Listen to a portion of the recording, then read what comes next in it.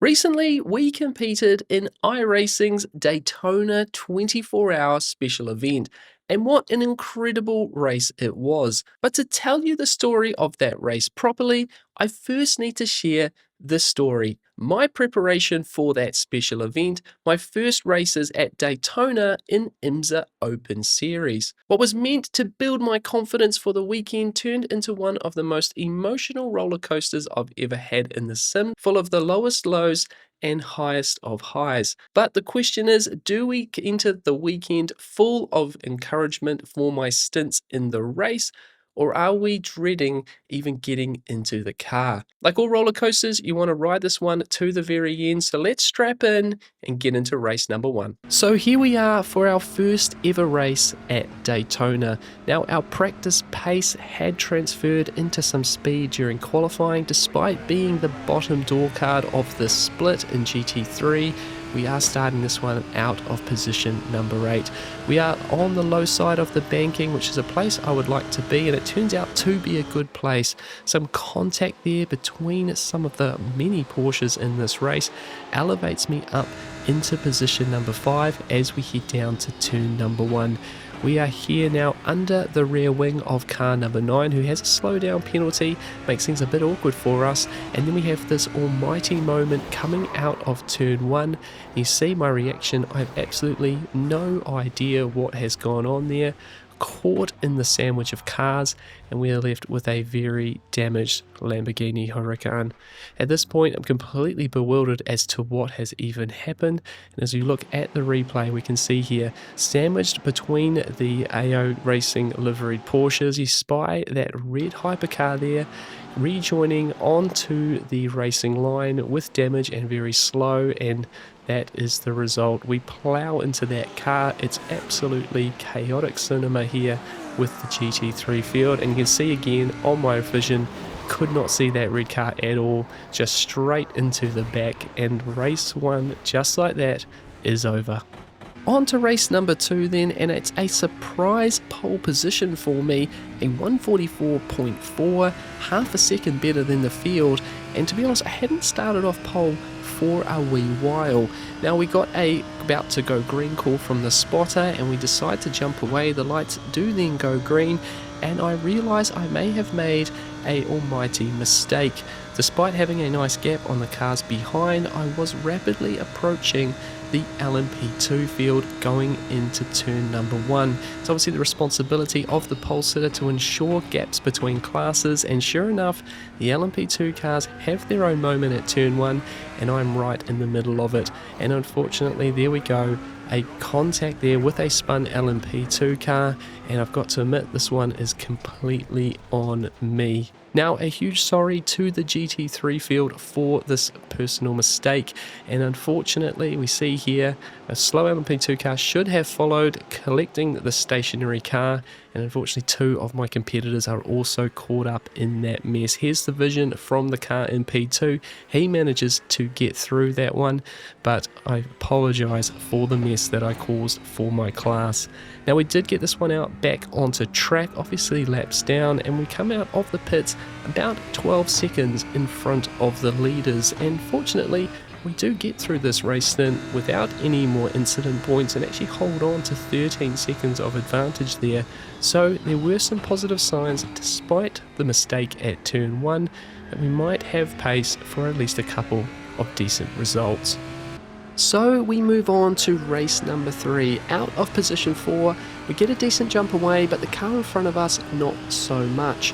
Now I got to admit the pressure of getting a result here was starting to mount up and getting back some of the lost iRatings so far this week, so we really needed this one to go pretty well. That Porsche goes down low, so we commit to going around the outside at turn 1, and unfortunately we get a bit of side-to-side contact with that orange and white Porsche, and we find ourselves backed into the fence. Here it is, once again, a turn 1 replay. You see, we find ourselves with a little bit of space going down towards turn 1. Committing to the outside there, the Porsche in front moves a little bit under braking, and unfortunately that side-to-side contact does send us very, very wide indeed.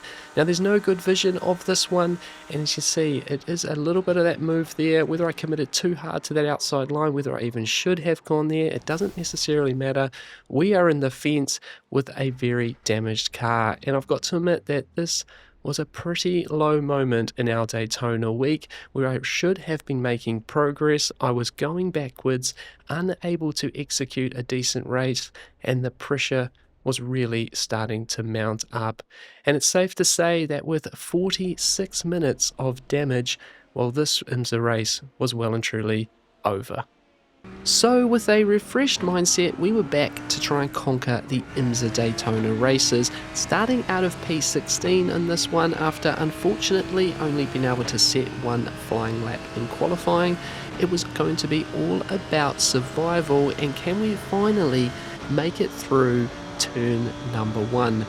Coming down, we've got the inside line here for T1. I'm trying to be really cautious, but unfortunately do not judge that particularly well and get into the back of our Porsche competitor there, unfortunately sending him to the inside of the pit lane.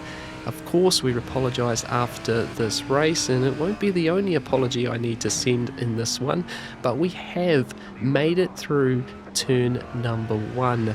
Out the other side here at turn 3, heading to the turn 4 kink side by side here on cold tyres, a big lift needed, and we are going to have to give that position away. And then a spun car there going to the infield with the Mercedes-Benz now sneaking up the inside at turn number 5. Very chaotic opening lap here, going up and down positions. Down the inside here of car 31 at turn number 6, we take a little bit of a bump and a wiggle on the power, managing to get up the inside, nearly 3 wide there at one point as we get up onto the banking. And although a very scrappy opening lap, we are surviving. Hopefully we can get through the bus stop as well and complete at least our first racing lap here at Daytona. Now this is the Friday before the 24-hour race, so I really need these races to go well to really renew my confidence before taking on the special event through the bus stop. And yes, we are about to complete our first flying lap at Daytona. Of course, the drama was going to continue in lap number 2, charging down to T1. Out the other side, we've got a BMW there with a slowdown, which is going to take us up one position, and then a car off in the fence as we approach turn number 3. An emerging BMW hypercar as well to navigate. He's going to shoot away here towards turn number 4. So we're up to position number 12 at the start of lap number 2, 4 positions gained, and it's all about getting into the groove now for the rest of this 42-minute race. Right under the rear wing here of the Mercedes-Benz, down towards turn number 6, and this was certainly a tricky corner to get right in the Lamborghini, and on this particular moment get it all wrong, too much brake, and we are going to run wide and allow the Mountin colour car number 16 through on the inside of the banking. It's going to slip down to P13. Fortunately, the next few laps did go significantly better for me, and I was finding myself in a nice groove following these cars in the slipstream.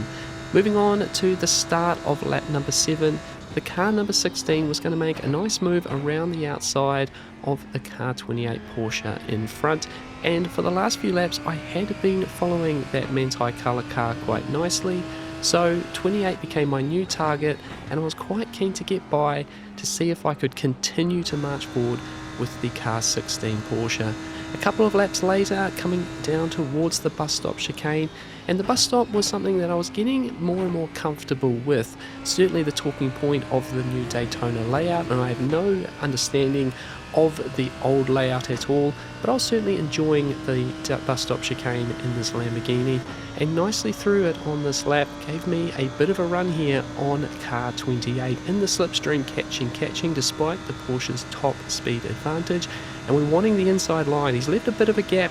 I go for it and unfortunately the door closes, and despite hearing a car on the right at the moment, I managed to get into the back of that car, sending him around, now with some pressure from the BMW on the inside of turn 1 out the other side. Now we're going back to the replay here, and yes, this one is completely my fault as well. The second apology I need to send in this race, going for a gap that ultimately didn't exist and basically into the back of that car, setting him spinning. But like the first incident, no wall contact, that car was able to continue with his race, but feel that I may have taken a nicer finishing position from him.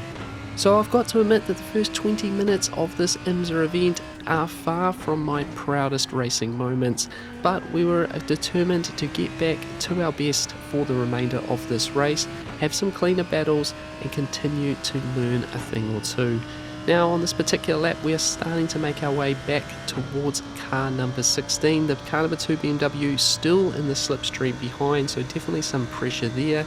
And as we come down towards the bus stop chicane on this particular lap, watching these two Porsches in front, they end up side by side through the second part of the bus stop. The Mountin colour car running very, very wide, launching it over that last inside curb, and we're able to sneak around the outside with just enough speed momentum to get in front of the BMW as well. However, that BMW with a much better run right under the rear wing as we come towards the start finish line. You see, I'm going to defend this inside very, very hard, put the car right on the yellow line, give no little room, as I learnt from that previous incident, give him no door to go through. It's just quite simply too tempting. Again, holding that inside line, going to sacrifice a bit of entry speed here to make the corner apex. Good exit out the other side, and we have moved ourselves up into 6th position in this race. For the next few laps, with a bit of clear air, we were able to put together a couple of really nice laps. You see that BMW, he's fallen behind the Mountin colour car once again. So in the 6th position, now up to 5th with the pit stops occurring in front, we were determined to try and put together some really nice laps, see what sort of gap we could pull, and see what we would be position-wise after the pit stop. And as we charge through the bus stop here on lap number 15, it would be time for us to come in and complete that stop along with a number of other cars directly in front of us.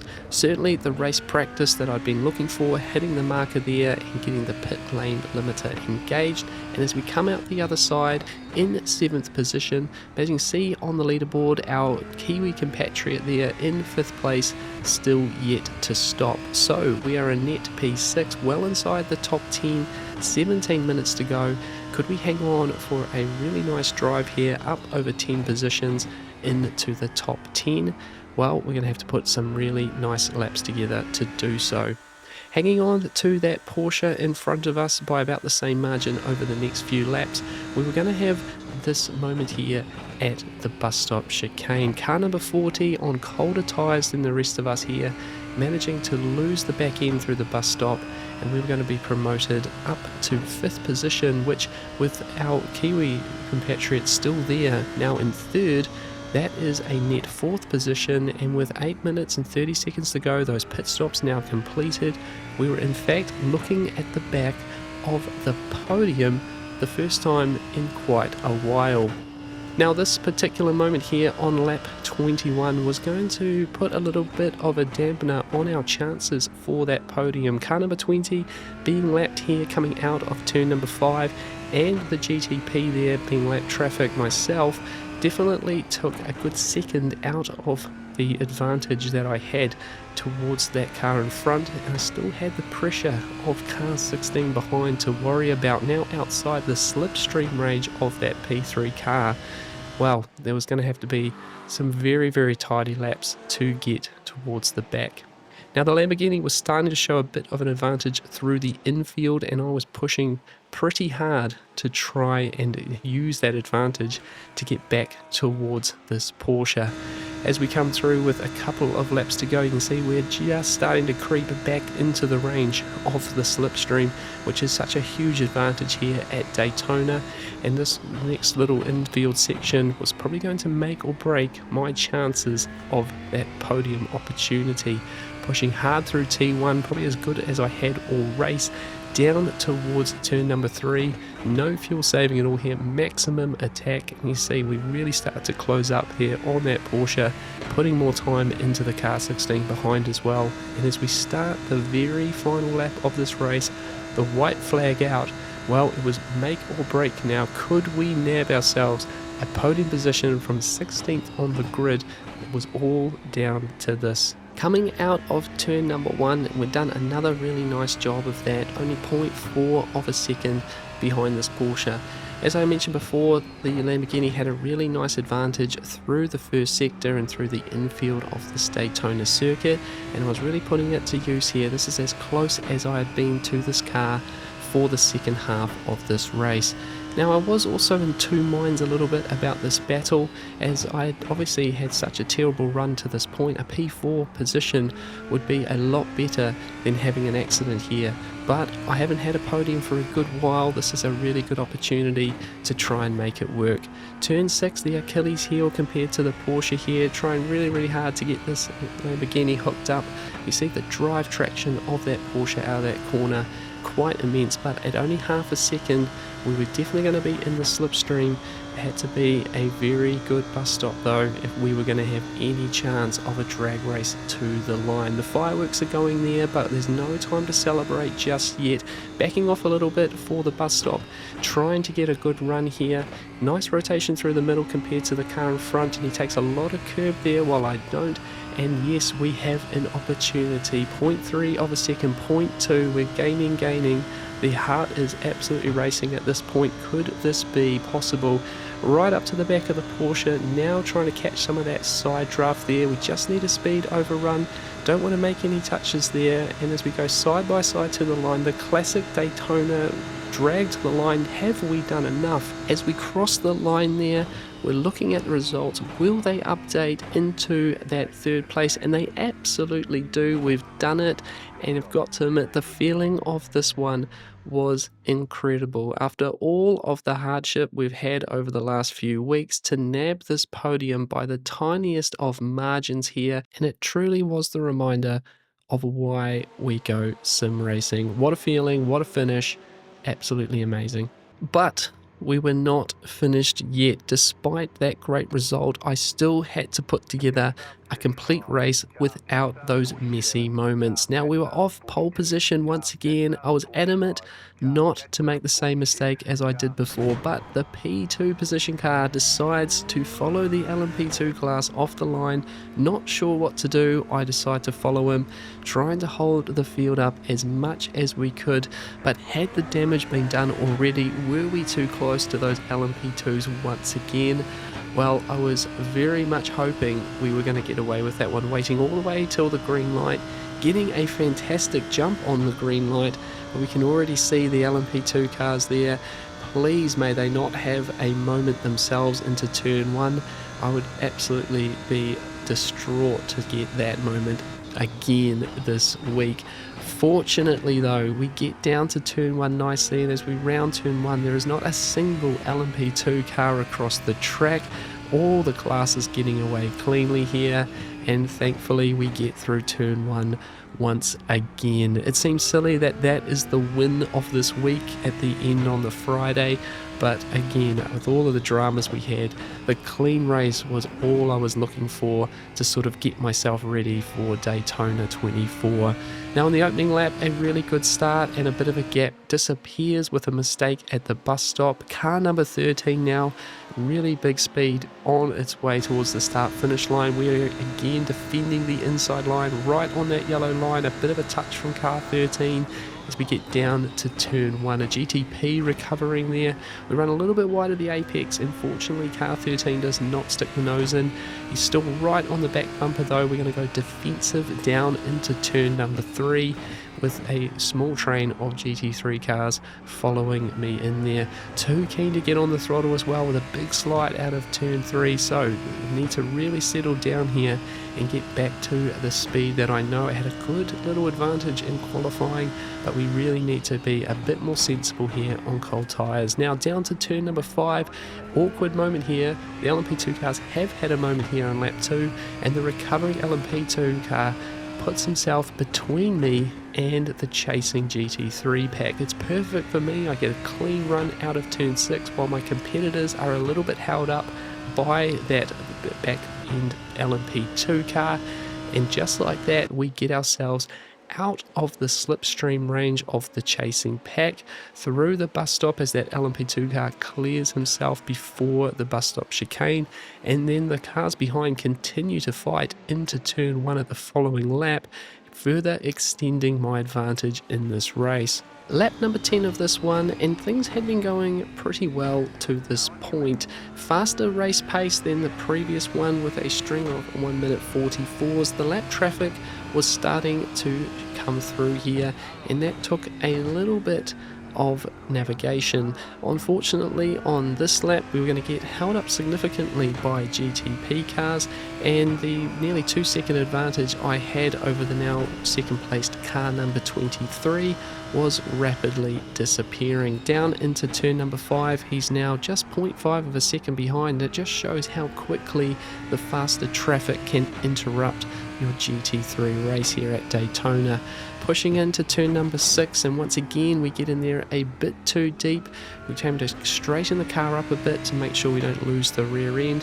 Very slow onto the banking with the GTP car coming through as well, and just like that we find ourselves losing the lead of the race, looking once again at the back of another Porsche. Now, with no other cars putting on pressure from behind, I thought I would employ a new tactic in this race, and it was something that my relentless teammates and I felt was going to be quite important for the 24-hour race, and that's a bit of fuel saving. Being relatively comfortable here behind the Porsche and getting into that slipstream, I was able to start to lift and coast in some key places, like here down into turn 3, down to the other horseshoe at turn 5, quite a big lift into the bus stop and turn 1, and it was starting to save me a fair bit of fuel. You'll see here with 22 minutes to go, we've used an average fuel of 3.27 litres per lap, and the laps that I was doing at about 3.17 was starting to bring that number down. I may not be able to get a complete lap of fuel advantage in this race so in a short period of time, but the idea was that I would have a fuel advantage for the pit stop, and that may be enough for me to regain the lead of the race. Coming out of the banking here with only a lap of fuel in the car to go, we were going to be coming into the pit lane and put that theory to the test. You see 3.21 litres, the average for the stint, so I had managed to save a wee bit. As we come out of the pit lane, the cars are released, and yes, absolutely, we have gained the lead of the race back from car 23 with that strategy. A little fist bump there with that one working out so well, and as we exit the pit lane with that car behind at nearly 2 seconds, well, it was just going to be 17 minutes of good driving, hopefully no issues with traffic, and potentially we can take the podium finish of the previous race and upgrade that to a race win, my first race win for some time. So no pressure to get this one done. Now 10 minutes of this race still to go, and we had grown that gap to the second place GT3 car behind, and we were navigating some of that traffic along the way. I've got to admit that when the car did get some clear air, the pace felt really nice, and I was really hooked up in this last stint, nailing the braking zones, getting on throttle. The car just felt super nice through the infield. It was getting better and better through the bus stop, and I was having a lot of fun growing that gap behind and doing my best simply to bring this one home in this P1 position. Now, of course, it wasn't always simple in the traffic. I was learning that the LMP2 class was certainly the trickier of the two classes to navigate. Yes, they absolutely had a speed advantage on the straights, and it was great if one came by you out of the bus stop chicane as you got a really nice tow through to the start-finish line. But if in this situation here, if you had a couple of cars who were maybe on cold tyres or they were battling like they were here, they could certainly hold you up, and you didn't want to get involved in their races. As I mentioned before, I was getting really comfortable through the bus stop chicane as well. Really nice line that I felt like I had through there, and that was certainly going to bode well for the 24-hour race also. But on the last lap, with 4.5 seconds back to that P2 position car, surely it was going to be a simple case of bringing it home. However, Daytona had one more lesson to teach me. A crazy GTP driver throwing it down the inside of turn 4 on the last lap. His 11th position there, apparently under threat from my GT3 car, and it almost ended my race. Certainly a crazy moment, and I said that final piece of learning before the 24, watching out for drivers like that. But we survived, and we are going to bring this one home in a P1 position, from heartbreak at the start of the week to a podium and now win in IMSA class. Well, I've got to admit, the confidence was up and we were ready to tackle the special event 24 hours. What a roller coaster of a week, and maybe this is just what sim racing is on iRacing. It's great to get a result here at the end, but it was all now about the 24 hours. And just like that, the roller coaster ends. From extreme lows to the highest of highs, sim racing gave me all of the emotions in my preparation for the Daytona 24-hour. Having done those races, we finished the week off with some really strong practice with my Relentless Racing teammates in full race trim. And I got to admit, we woke up on Saturday feeling confident that we could put together a really nice performance in the Lamborghini against the sea of Porsches for 24 hours. Now, that Daytona video is absolutely on its way. It's a lot of story to tell, so bit of patience on that one. And if you want to see it and you're not subscribed, then please consider doing so. But that video will be coming soon. Certainly, I thank you for following along this crazy sim racing journey and enjoying the ups and downs with me. Race hard, stay positive, and we'll see you in the special event video soon. Cheers.